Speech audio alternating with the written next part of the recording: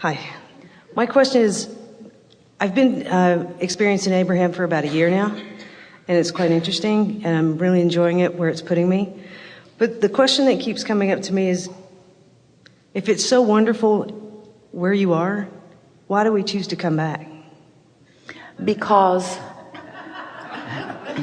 there is nothing more wonderful than to be physically focused and in tune with that. That's even better. In other words, you understand that expansion comes from the exploration of the variety. And expansion is what is most sought after. And since it's understood from non-physical that you can have expansion in joy, then you come. It's only after you get here that you forget that you can have it in joy. You think you can't have it in joy, so then you ask that question. You think that you're sacrificing the good times for expansion. You don't have to. But then why do you need contrast? If we have everything we need, why do we need contrast? Because you can't stand still. And without contrast, you can't expand. When things are really, really good, you say, okay, hold it right there, hold it right there, hold it right there, hold it right there, hold it right there, hold it right there, hold it right there. Hold it right there, hold it right there.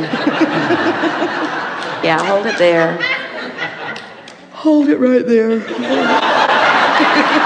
it right there. Hold it right there. So you get bored. Boredom. Boredom.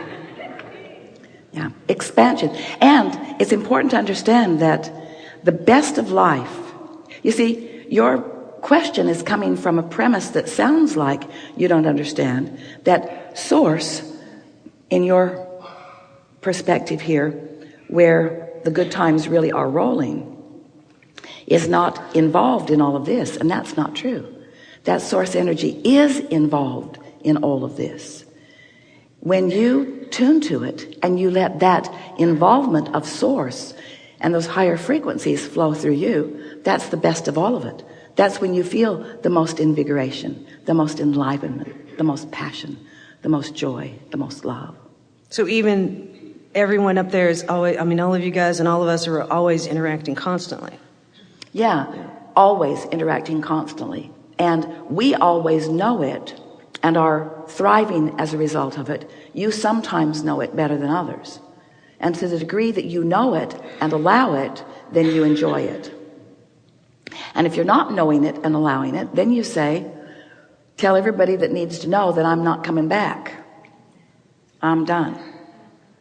Esther had a conversation last week with a longtime acquaintance.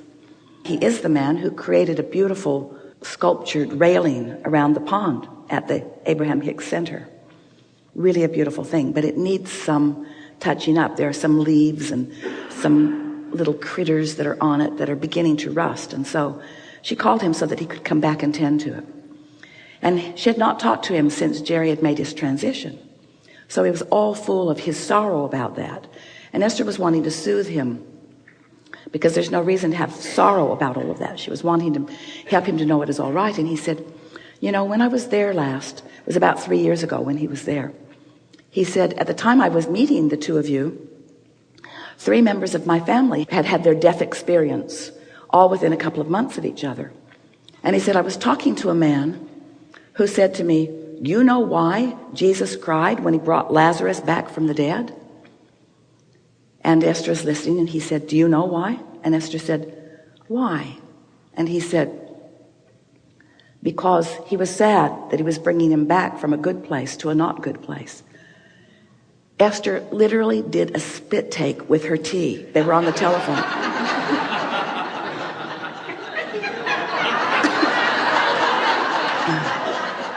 She wanted to say, we're talking about Jesus, right?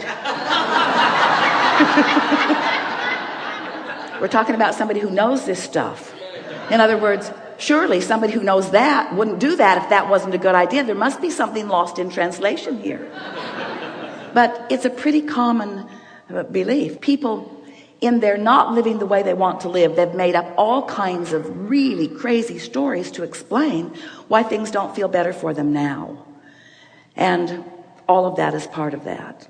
It is a flawed premise to believe that you are here working your way in to that heaven where everything is perfect.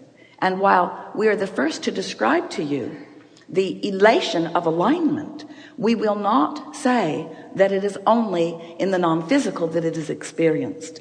And in fact, that's why you came here. You got to understand that this is the leading edge. This is where that which creates. In other words, humans, especially in the context of a conversation like this and the one that we introduced through the example, it makes it sound like there's someone outside of you who is doing all of the creating. And what role do you play? You're just sort of banging around, trying to follow around to find clues about what's the best way to stand. Oh, let's stand over here for a while. No, this isn't it. Over here. No, this isn't it. Until you introduce yourself and acquaint yourself and find resonance with the whole of who you are, you can't begin to live the joyous life that you've come to live. And it's our promise to you that once you consistently tap in to that pure positive energy and you allow that confidence and that worthiness and that love to flow through you moment by moment here, you'll discover that heaven on earth is really what it's all about. And anything else is a big misunderstanding. Thank you. Yeah.